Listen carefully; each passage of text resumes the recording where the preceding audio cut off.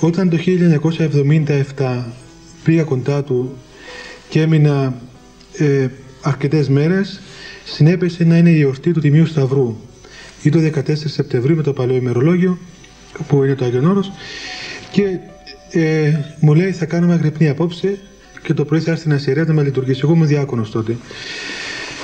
Πράγματι έμεινα εκεί και από τις 4 περίπου το απόγευμα μου είπε να κάνουμε εσπερινό, λέγοντας την ευχή με το κομποσχήνι που λέμε εμείς.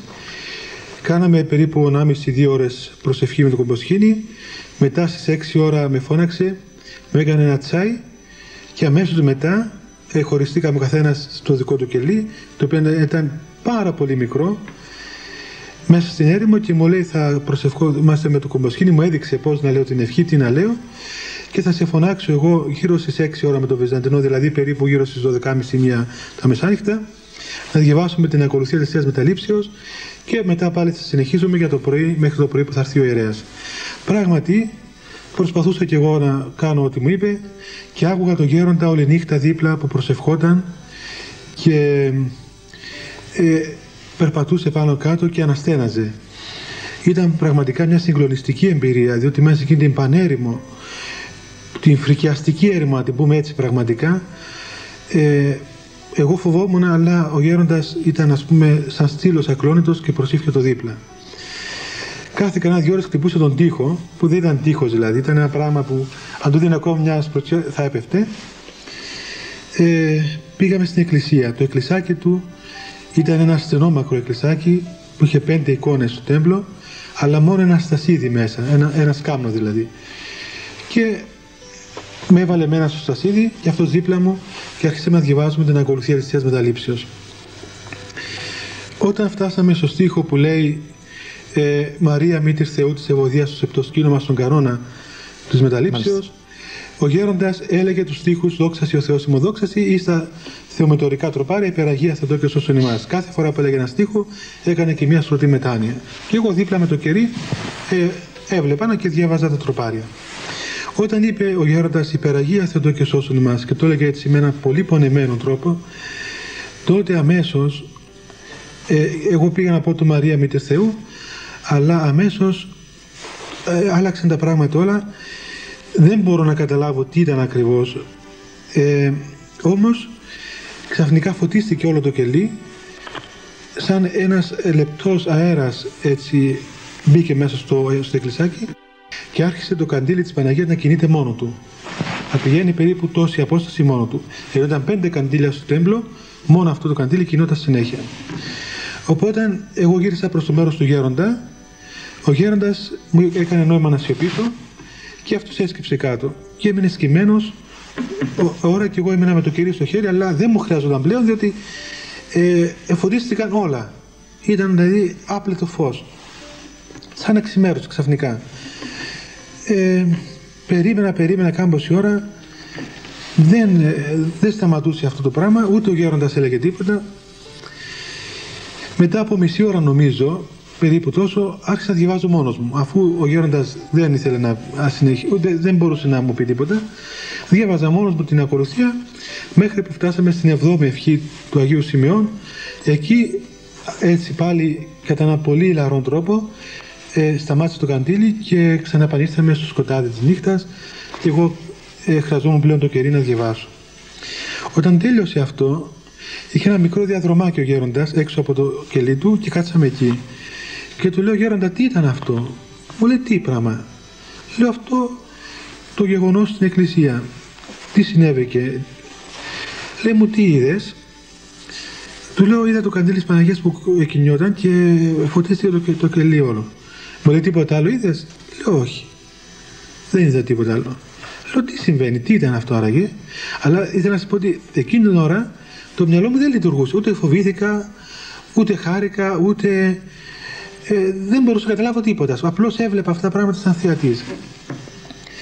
Μου λέει «Τίποτα ρε παιδάκι μου», λέει «Τι ήταν?»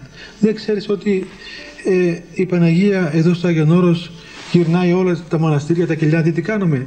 Πέρασε και από εδώ, είδε 2 παλαβούς εδώ πέρα και κούρησε το καντήλι να μας πει ότι πέρασε. Και γελούσε.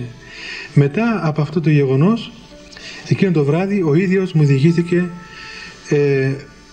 πάρα πολλά περιστατικά από τη ζωή του, γιατί ήταν πολύ συγκινημένος και ίσως ήταν και η αιτία που από τότε αποκτήσαμε μια έτσι στενή σχέση με τον γέροντα και με εκμυστερευόταν πάρα πολλά πράγματα που αφορούσαν τον ίδιο. Εκείνο το βράδυ μου διηγήθηκε για το γεγονός της επισκέψεως αυτό της Αγίας Μεγαλομάρτυρος Εφημίας, που νομίζω πρέπει να το πω, διότι το άκουσα από τον ίδιο τον γέροντα, συντομία βέβαια, διότι είχε συμβεί, δεν ξέρω ακριβώς χρονολογία, δεν μου είπε ποιο χρόνο, αλλά από ό,τι νομίζω πριν μερικά χρόνια, όταν ένα βράδυ, μετά που είχε επιστρέψει ο γέροντας από τη Θεσσαλονίκη, όπου είχε ένα πρόβλημα με κάποιον επίσκοπο, τον επισκέφθηκε η Αγία Εφημία η Μάρτης, μαζί με την Υπεραγία Θεοτόκον και τον Άγιο Ιωάννη τον Θεολόγο. Γύρω στις 10 η ώρα το βράδυ του χτύπησε την πόρτα του κελιού του εκεί στην έρημο. Ο γέροντας φώναξε ποιος είναι, αυτή του λέει είμαι η Εφημία, άνοιξε. Δεν δέχτηκε να ανοίξει, λέει ποια Εφημία είναι αυτή. Οπότε δεν απάντησε, λέει κανένας πειρασμός είναι. Ξαναχτυπάει δεύτερη φορά την πόρτα, του λέει άνοιξε γέροντα, είμαι η Εφημία. Της λέει δεν ανοίγω. Του λέει έχει γούστο να είναι καμιά γυναίκα και να έρθει στο Άγιον Όρος να μεταφιέσει και τίποτα σε άνδρα και να είναι εδώ τώρα και τι θα κάνω κι εγώ. Και λέει μέσα σαν λογισμοί τι θα γίνει αν είναι κάτι τέτοιο. Την τρίτη φορά του χτύπησε και χωρίς να της ανοίξει αμέσως πέρασαν μέσα στο κελί του πρώτα η Παναγία, την οποία μόλις είδε ο γέροντας, την Παναγία έτρεξε μέσω κοντά της, της φίλησε το χέρι και αυτή τον χαΐδεψε στο κεφάλι. Πίσω από την Παναγία ήταν ο Άγιος Ιωάννης ο Θεολόγος και τον ασπάστηκε και αυτόν ο γέροντας και αυτοί προχώρησαν χωρίς να του πούν τίποτα και πέρασαν στο μικρό του εκκλησάκι και άφησαν πίσω τον γέροντα μαζί με την Αγία Εφημία. Ο γέροντας λέει ποια είσαι εσύ? Του λέει είμαι η Μάρτης Εφημία. Της λέει για να δούμε αν είναι αλήθεια, να κάνουμε 3 μετάνοιες να προσκυνήσουμε την Αγία Τριάδα. Και πράγματι λέει ό,τι κάνω εγώ θα κάνεις και εσύ. Έκανε το σταυρό του και είπε το Άγιος ο Θεός ο Πατήρ ο Άναχος και τα λοιπά του προπαρίου αυτού, τα οποία επανέλαβε η Αγία. Μετά κάθισε μαζί του περίπου 7 έως 8 ώρες και καταρχάς του διηγήθηκε όλη της τη ζωή, την οποία ο γέροντας σημειωτέω ότι δεν ήξερε για την Αγία Εφημία. Απλώς ήξερε ότι υπάρχει μια Αγία Εφημία, αλλά δεν ήξερε καθόλου για τη ζωή της, ούτε διάβασε ποτέ τίποτα.